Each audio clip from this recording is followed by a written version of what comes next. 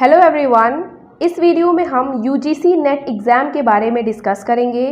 क्या क्वालिफ़िकेशन होनी चाहिए यूजीसी नेट एग्ज़ाम के लिए, क्या एज लिमिट होती है, एग्ज़ाम पैटर्न कैसा रहता है इसका, आपको कब इसका फॉर्म फिल करना चाहिए, क्या सिलेबस होता है। इस वीडियो में मैंने यूजीसी नेट एग्ज़ाम का पूरा सिलेबस भी डिस्कस किया है, तो इस वीडियो को आप एंड तक देखें, आपको कंप्लीट इन्फॉर्मेशन मिलेगी यूजीसी नेट एग्ज़ाम के बारे में। एंड आई होप आपको कोई भी दूसरी वीडियो देखने की ज़रूरत नहीं पड़ेगी। तो ये जो एग्ज़ाम है ये साल में 2 बार कंडक्ट कराया जाता है। एनटीए से कंडक्ट कराती है, नेशनल टेस्टिंग एजेंसी। इसका फॉर्म आपको जून में और दिसंबर में देखने को मिल सकता है। पहला फॉर्म जून में आता है, सेकेंड दिसंबर में आता है, तो 2 बार एग्ज़ाम होता है, 2 बार फॉर्म आप भर सकते हैं। एप्लीकेशन फ़ी की बात करें तो जनरल कैटेगरी के लिए यहाँ पे 1100 फ़ी होती है, ओबीसी ईडब्ल्यूएस के लिए 550 होती है, एससी एसटी और पीडब्ल्यूडी के लिए यहाँ पे 275 रुपीज़ होती है। ट्रांसजेंडर भी इसी में इंक्लूड हो जाएंगे, 275 रुपये फ़ी होती है।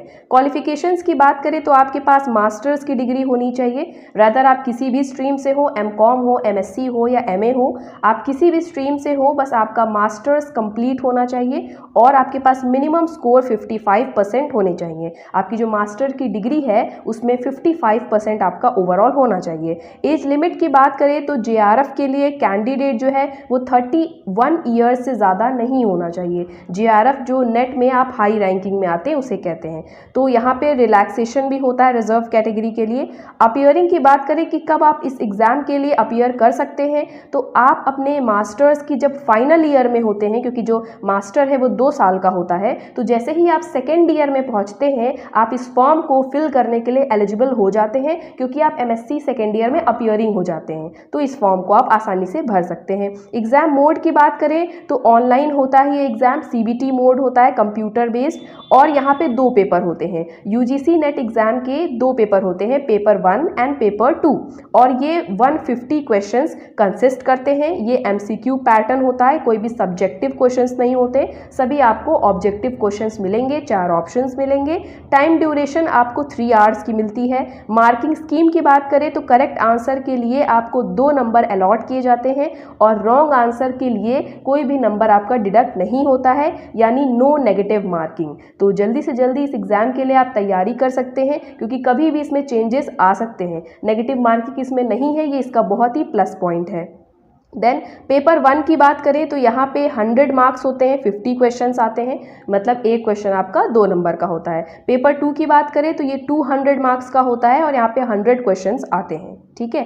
तो ये इस तरह टोटल हो जाएगा 300 और यहाँ पे टोटल क्वेश्चंस 150 हो जाएंगे, जो कि एमसीक्यू फॉर्मेट में होते हैं। कट ऑफ की बात करें तो अब ये जो जेआरएफ भी डिसाइड होता है कि जेआरएफ आपको गवर्नमेंट के साइड से पीएचडी करने के लिए जो फेलोशिप मिलती है वो कब मिलेगी, ये भी डिपेंड करता है कट ऑफ पे। जितना कट ऑफ जाएगा यानी आपको हायर रैंकिंग लानी रहती है। तो जैसे आपका 300 है तो इसमें आपको कितना लाना रहेगा, 200 से अबव लाना रहेगा, ठीक है। तो ज़्यादा आपको 200, 250 यहाँ तक, ये टोटली डिपेंड करता है कि कितना कट ऑफ जा रहा है, उसके अकॉर्डिंग बच्चे सेलेक्ट होते हैं हायर रैंकिंग वाले, और हायर रैंकिंग वालों को ही जेआरएफ मिलता है, यानी जूनियर फेलोशिप मिलती है गवर्नमेंट के साइड से पीएचडी करने के लिए, ठीक। तो ये कट ऑफ हो जाएगा और इसमें से आपको क्वालिफाई करना रहता है। जनरल कैटेगरी वालों के लिए ये 40% मार्क्स लाने रहते हैं, ओबीसी के लिए 35% मार्क्स लाने रहते हैं, और यही सेम क्राइटेरिया आपका पेपर 2 में भी है। अब इसके सिलेबस के बारे में डिस्कस कर लेते हैं। तो जो पेपर 1 होता है इसमें टोटली आपका टीचिंग एप्टीट्यूड होता है,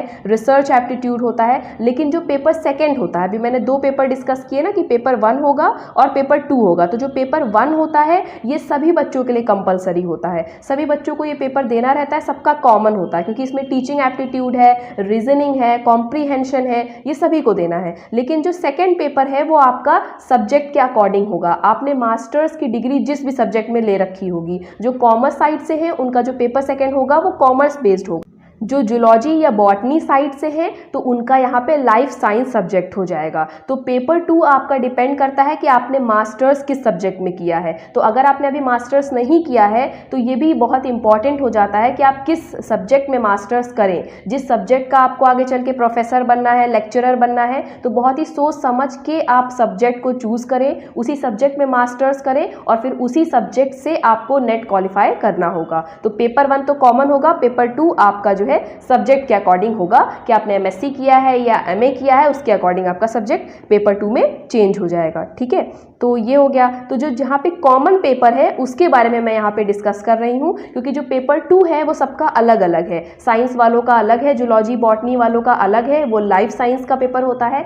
MCOM वालों का, MA वालों का, सबका अलग अलग है। तो यहाँ जो कॉमन पेपर है यानी पेपर 1 का सिलेबस मैं यहाँ पे डिस्कस कर रही हूँ। तो इसमें टीचिंग एप्टीट्यूड आता है, रिसर्च एप्टीट्यूड आता है, कॉम्प्रीहेंशन है, कम्युनिकेशन है, मैथमेटिकल रीजनिंग एंड एप्टीट्यूड है, लॉजिकल रीजनिंग है, डाटा इंटरप्रिटेशन है, इंफॉर्मेशन एंड कम्युनिकेशन टेक्नोलॉजी है, पीपल डेवलपमेंट एंड एनवायरमेंट है, हायर एजुकेशन सिस्टम है। अब हर एक यूनिट में कितने सारे टॉपिक हैं ये भी आपको पता होने चाहिए, ताकि आप हर एक टॉपिक को यूट्यूब से भी पढ़ सकते हैं और इसके लिए स्पेसिफिक बुक भी देख सकते हैं। तो ये आपको कंटेंट बहुत ही क्लियर होना चाहिए। तो यूनिट 1 जो आपका टीचिंग एप्टीट्यूड है, इसमें आपको टीचिंग के बारे में सभी चीज़ें पढ़नी है, concept, objective level, memory level, understanding level, reflective level. तो ये जो टॉपिक है टीचिंग का, ये बीएड का भी टॉपिक है। बीएड में फर्स्ट सेमेस्टर में आपको टीचिंग के बारे में ये सभी चीज़ें पढ़ाई जाती हैं। फिर लर्नर के कैरेक्टरिस्टिक है, ये भी आपका बीएड का ही टॉपिक है, पूरा बीएड का टॉपिक है।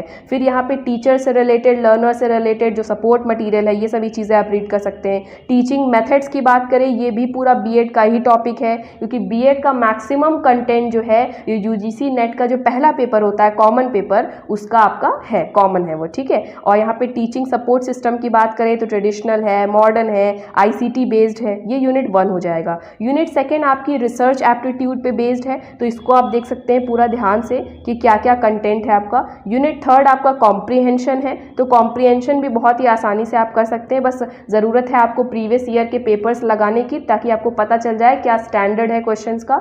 यूनिट 4 है आपकी कम्युनिकेशन पे बेस्ड है। यूनिट 5 है आपकी मैथमेटिकल रीजनिंग और एप्टीट्यूड पे, तो यहाँ पे रीजनिंग है, अगर आपने एसएससी के लिए भी थोड़ी भी तैयारी की होगी या कुछ बहुत आपको पता होगा तो ये भी आपके लिए बहुत ईजी है, उतना कुछ टफ नहीं है। थोड़ा यहाँ पे मैथ्स का भी पोर्शन आता है, मैथमेटिकल रीजनिंग भी आती है, जैसा कि आप देख सकते हैं यहाँ पे फ्रैक्शन है, टाइम एंड डिस्टेंस है, रेशियो प्रोपोर्शन है, परसेंटेज है, प्रॉफिट लॉस है, इंटरेस्ट है, डिस्काउंटिंग, एवरेजेस, ये सब मैथ्स के कॉमन टॉपिक हैं, ये आपको यहाँ तैयार करने होंगे। फिर यहाँ पे आपकी 6th यूनिट हो जाएगी लॉजिकल रीजनिंग की, तो ये आप देख लेंगे, इसमें वेन डायग्राम आता है। देन यहाँ पे 7th है डाटा इंटरप्रिटेशन, 8th है information and communication technology, ICT है, ये भी आईसीटी एक बहुत ही मेजर पोर्शन है बीएड का, ये भी टॉपिक आपका उसमें है।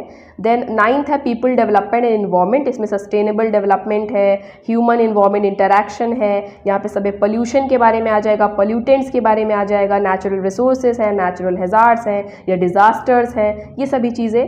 ठीक है, इन्वायरमेंटल प्रोटेक्शन एक्ट, इसमें काफ़ी चीज़ें आ जाएंगी, बट ये है कि आपको कोई सेलेक्टिव बुक लेके ये सभी कंटेंट उसमें मैच करना है, क्योंकि ये जो है ये पूरा सिलेबस है।